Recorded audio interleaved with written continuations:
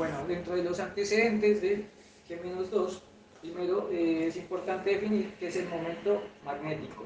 Si se tiene en cuenta en un átomo, partículas cargadas están en movimiento en circuitos de corrientes que dan origen a lo que se define como el momento magnético. Si tenemos en cuenta que estas partículas cargadas tienen una carga Q y una masa M, ¿sí? Y van a una velocidad B, definimos el momento magnético como el producto de la corriente por el área de barrido. La corriente, como sabemos, se la puede definir de la división entre la carga sobre, en este caso, el periodo, porque es un movimiento circular. Esto multiplicado por el área de barrido, que es pi por el radio al cuadrado. Cuando hacemos estas operaciones, aparece una cantidad que se llama el momento angular orbital. Esto, claro, para el electrón y desde una predicción clásica. Lo siguiente, después de haber hecho esta predicción clásica, y en el experimento Stern-Gerlach, aparece, además del momento angular orbital, una nueva cantidad que es intrínseca del electrón, ¿sí? Esta viene a ser el momento angular de spin, que debe sumarse para obtener el momento magnético total. Para que pueda corresponder el experimento con la teoría, se añadió una constante G, que más tarde se llamó factor de Lambert o constante giromagnética. Desde la mecánica cuántica no relativista, mediante la ecuación de Pauli, se hizo una aproximación para G igual a 1, pero habían discrepancias entre lo teórico y lo experimental. Algunos pocos años después llegó Paul Dirac y en su artículo La teoría cuántica del electrón, en la parte 2 del mismo, dijo que para que pueda, es decir, predijo con su ecuación un factor G igual a 2. Cuando el factor G fue igual a 2, se correspondieron tanto la teoría como la parte de los experimentos. Sin embargo, pasó poco tiempo y se encontraron de nuevo en el experimento de Lamb, se encontró algunas anomalías en el momento magnético que alteraban la constante G. Esto se escribió de forma como se ve en la ecuación 6, donde pues este momento magnético anómalo se lo llamó, para el caso que nosotros estamos trabajando y que es con muones, A sub mu.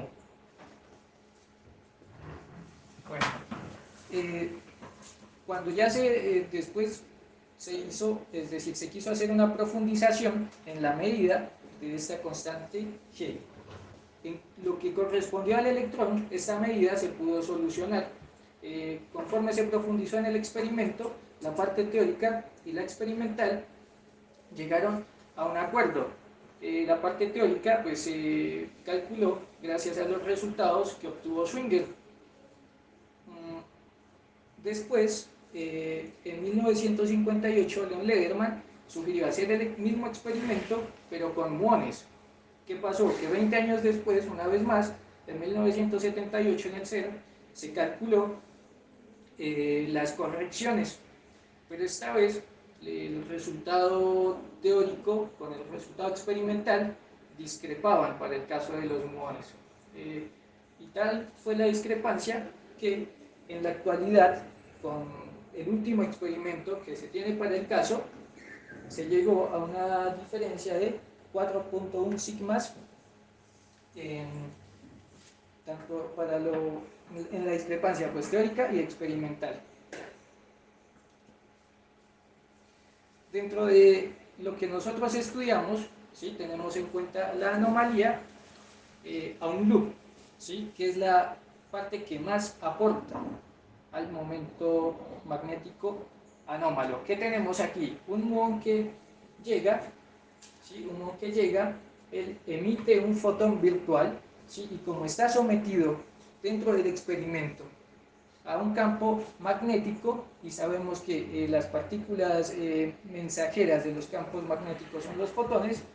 Entonces un fotón viene, interacciona con el muón y posteriormente reabsorbe el fotón virtual que había emitido. En el modelo estándar es importante tener en cuenta esto, que en el modelo estándar hay tres tipos de contribuciones, uno por cada tipo de interacción. Tenemos en la electrodinámica cuántica un aporte que es el más importante, que es un loop y el que más pesa. También hay un aporte en la teoría débil, de interacciones débiles, y en la teoría hadrónica. Cada uno de estos suma.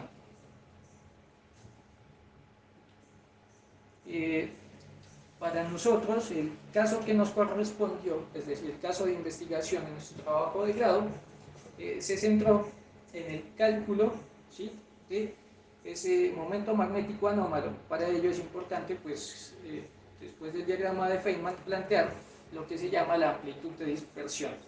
Para este caso, pues, gamma mu, que viene siendo la función de vértice del electrón, debe tener una corrección. Esta corrección viene dada por este término de aquí, por este delta, que hace referencia a la anomalía del momento magnético del muón. Esta primera parte, con el gamma mu minúscula, hace referencia al aporte a la carga eléctrica del muón. Nosotros nos centramos en el cálculo de esta parte, de la ecuación 13.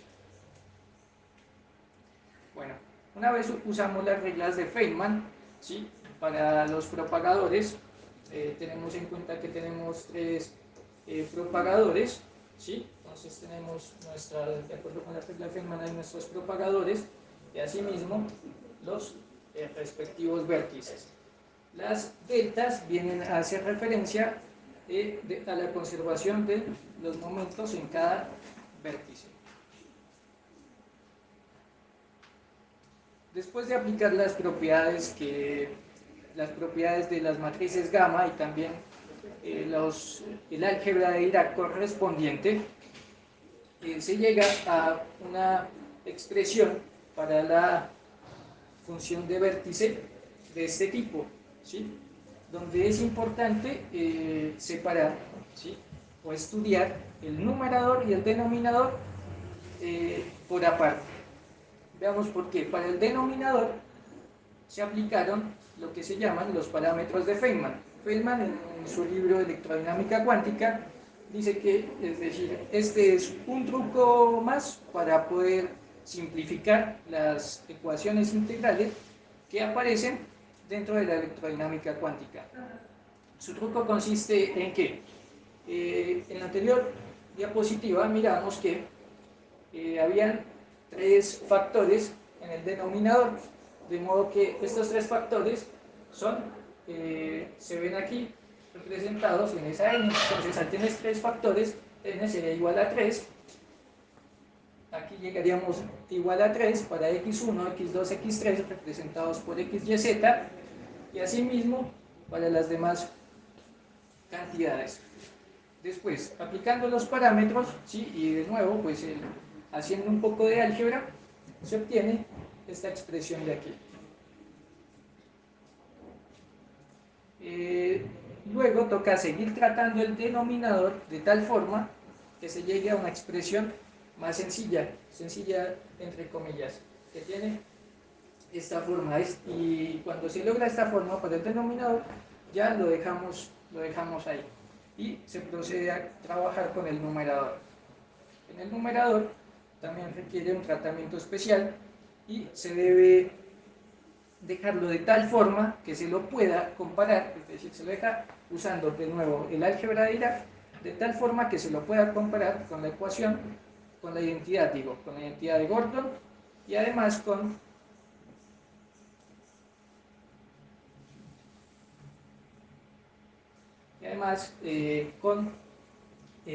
la función de vértice del muón, que viene dada de nuevo, es decir, esta nueva expresión para la función de vértice viene a dar una expresión para gamma mu y una expresión en momentos. La expresión que viene aquí con gamma mu viene acompañada de un factor de forma que se llama F1.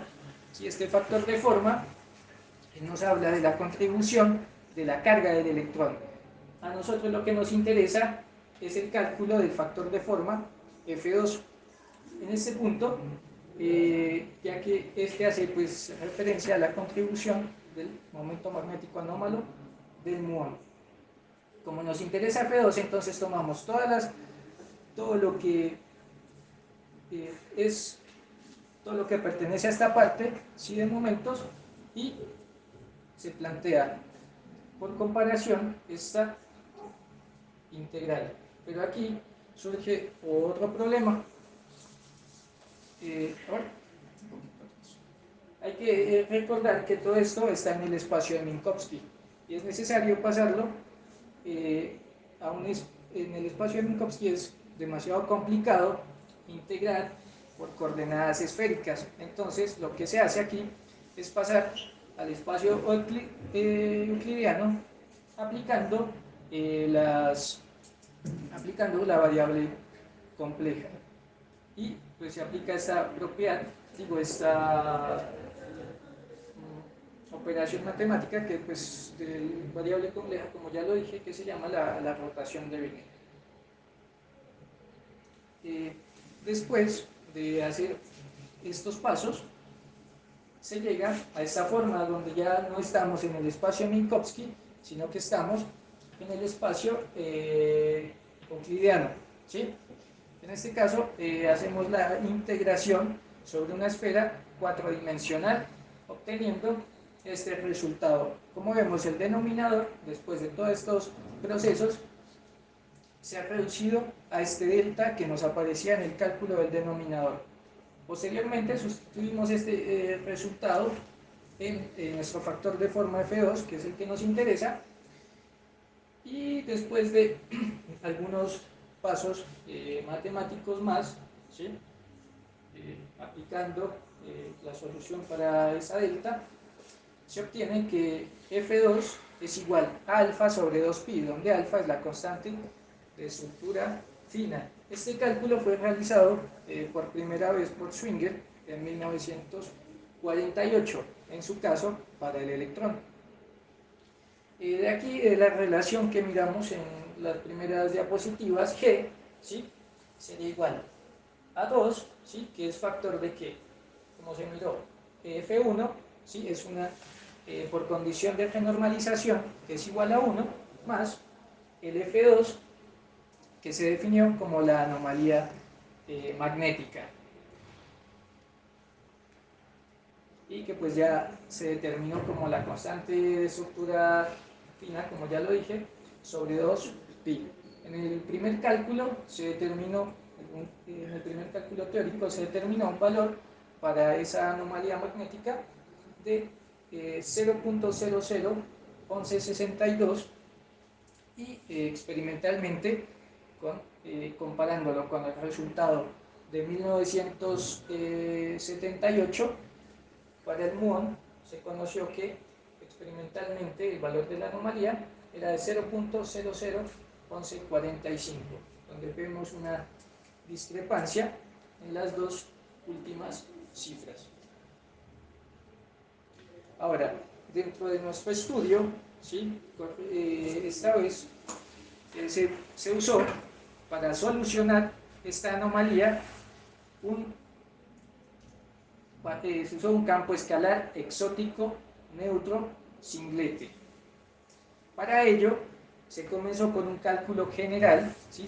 Anteriormente se comenzó con un caso particular que era el muón, pero esta vez se quiso partir desde lo general para hacer del cálculo algo más elegante.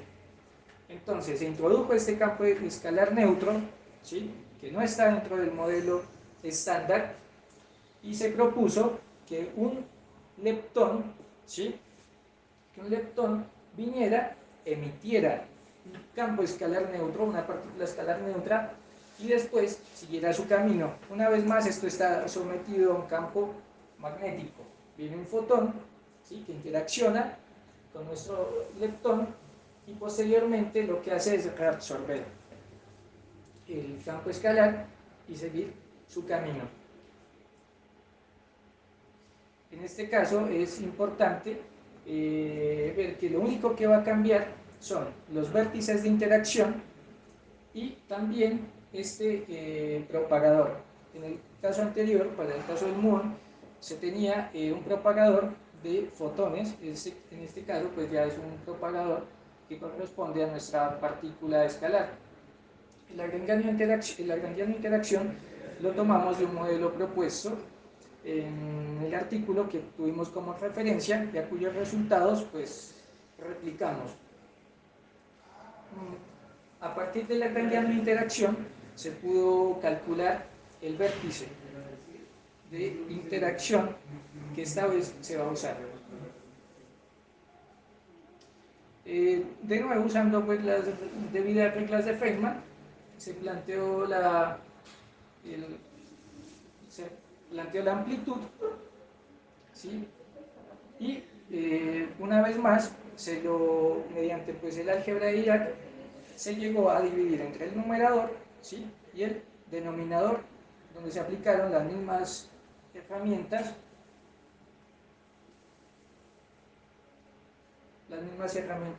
que pues se llaman, esta vez pues, se les dio el nombre de tecnología computacional a todas las herramientas que usaron pues, Schwinger, Feynman y Tomonaga para solucionar ese problema. Entonces, usando la tecnología computacional que ellos propusieron, se llega de nuevo al aporte al momento magnético anómalo, ¿sí?, esta vez pues usando el campo escalar. Esta es la primera ecuación que podemos comparar con el artículo de referencia. Aquí pues se puede evidenciar el primer resultado, lo que indica también que pues hemos estado siguiendo, es decir, y hemos aplicado bien los resultados que se habían obtenido anteriormente. Después es importante aplicar condiciones, porque el resultado anterior todavía es muy general. Entonces esta vez lo que se hizo fue aplicar condiciones. Se escogió que la razón de la masa final del leptón entre la masa inicial del leptón sea mucho menor que 1. De ahí que pues, la masa del leptón final sea mucho menor que la masa del leptón inicial. Esta expresión integral también se muestra en el artículo de referencia y pues, nos dice que vamos por el camino correcto. Finalmente se definieron estas cantidades adimensionales de masa y de acuerdo con ellas se organizó la anterior ecuación y la anterior integral de forma que tomó esta forma y ya quedó solo en términos de variables x, y de estas cantidades adimensionales. Finalmente, la anterior integral se la volvió a su forma original de F2 y ya se la puede relacionar con el momento magnético anómalo, con el factor G. Nuestra contribución, nuestro asumido en este caso es el F2. Y cuando se lo relaciona, obtenemos esta expresión de aquí, la ecuación 42, que nos habla acerca del aporte en la anomalía. Nosotros, como estamos haciendo el caso del muón, lo asentamos para este caso y aquí es decir, en general, ¿sí?, lo habíamos calculado, lo asentamos en este caso como A sub mu, teniendo en cuenta la masa del muón. Ese resultado anterior es la expresión final a la que se quería llegar, que se había planteado en los objetivos. Bueno, los resultados. Dentro de los resultados, pues usando, ¿no?, la tecnología computacional propuesta por Schwinger, ¿sí?, pues, enfoque en Schwinger, que fue el primero que lo hizo, y además luego le siguieron Feynman y Tomonaga, se pudo replicar con éxito el cálculo esta vez para el momento magnético anómalo del muón. De otro lado, pues también se calculó esta interacción teniendo en cuenta un leptón cargado, ¿sí? Dice que estaba mediada esta interacción por un campo escalar neutro y exótico. Usando todas las herramientas, una vez más, se pudo calcular, ¿sí? Y este cálculo nos lleva a una expresión final que al comparar con el artículo de referencia, pues nos indica que estaba en lo correcto. Bueno, aquí en la gráfica tenemos que para la partícula que nosotros propusimos, ¿no? En el punto 00 está el modelo estándar. En este punto se planteó unas cantidades de la masa, en este caso inicial, del muón. Se dio una masa para la partícula escalar de 105 gigaelectronvoltios y para el leptón de las líneas internas se usó la masa del tau, ¿sí? Que es de 1,77 gigaelectronvoltios. Cuando se hizo esto, es decir, se lo ajustó de tal forma, ¿no? Que se puede ver, ¿sí? Que para casos menores de un sigma, ¿sí? Nuestra partícula, pues, que soluciona, ¿sí? El problema, se encuentra fuera de, en este caso, de la región del modelo estándar.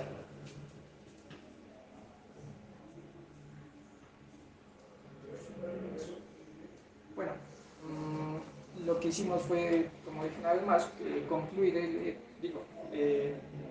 confirmar una vez más el cálculo de Schwinger, pero esta vez pues nosotros lo hicimos con el muón y también pues demostramos que los cálculos eran los correctos al comparar con el artículo que usamos. De igual forma, pues se hizo el análisis del chi cuadrado en la región del espacio de parámetros para explicar el experimento y pues que está más allá esta vez del modelo estándar. Aquí pues tenemos algunas referencias. También tuvimos como referencia el curso de mecánica cuántica del profesor Germán y el curso pues, del profesor Gitzbey en el caso de la variable compleja. Eso es todo. Muchas gracias.